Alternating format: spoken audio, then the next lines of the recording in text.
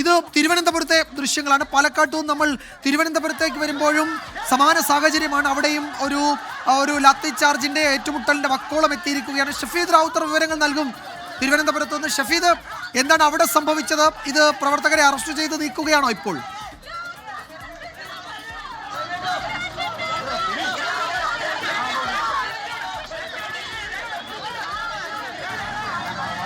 Youth Congress പ്രതിഷേധത്തിൽ ഏതാണ്ട് 15ഓളം തവണ പോലീസ് ജലപീരങ്കി പ്രയോഗം നടത്തി. എന്നാൽ ഇപ്പോൾ ജലപീരങ്കി അതിൻ്റെ വെള്ളം തീർന്നു, അത് പ്രവർത്തിക്കുന്നില്ല. അതേസമയം ഇതിന് തൊട്ടടുത്തുള്ള പോലീസ് ട്രെയിനിങ് ഗ്രൗണ്ടിൻ്റെ മതിൽ ചാടി പ്രവർത്തകർ ഈ മന്ത്രിയുടെ ഔദ്യോഗിക വസതിയിലേക്ക് എത്തുന്നത് തടയാനുള്ള പോലീസിന്റെ ശ്രമം, അതാണ് ഇപ്പോൾ നമുക്ക് ഈ ദൃശ്യങ്ങളിൽ കാണാൻ സാധിക്കുന്നത്.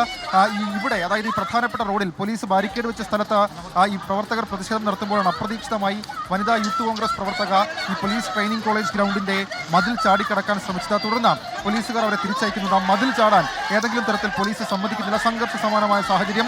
പോലീസും പ്രവർത്തകരും തമ്മിൽ പലതവണ ഏറ്റുമുട്ടുന്നത് നമ്മൾ കണ്ടു. പോലീസിനെ വടികൊണ്ടടക്കം അടിക്കുന്നത് കണ്ടു. പോലീസുകാർക്ക് നേരെ 3ഓളം തവണ കല്ലേറുണ്ടായി. പോലീസ് വാഹനത്തിന് നേരെ കല്ലേറുണ്ടായി. അങ്ങനെ നാടകീയമായ സംഭവങ്ങൾ ആരോഗ്യമന്ത്രിക്കെതിരെയുള്ള പ്രതിഷേധമായി തിരുവനന്തപുരത്ത് ഇന്നും ഉയരുന്നുണ്ട്. ഇന്നലെയും BJP മാർച്ചടക്കം സംഘർഷത്തിൽ കലാശിച്ചിരുന്നു.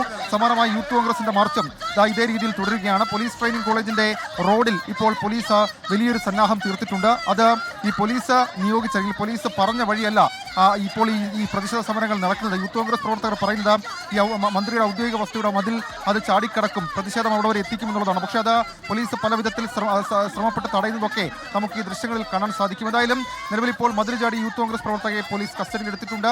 മറ്റ് പ്രവർത്തകർ മതിൽ ചാടാതിരിക്കാനുള്ള പ്രിക്കോഷൻ അത് പോലീസിന്റെ ഭാഗത്ത് നിന്ന് നടക്കുന്നുണ്ട്. നിലവിൽ ഇപ്പോൾ വലിയ സുരക്ഷാ സന്നാഹം അത് ആരോഗ്യമന്ത്രിയുടെ ഔദ്യോഗിക വസതിയായ തൈക്കാട് ഹൗസിന് ചുറ്റും പോലീസ് തീർത്തിട്ടുമുണ്ട്. വിജയകുമാർ.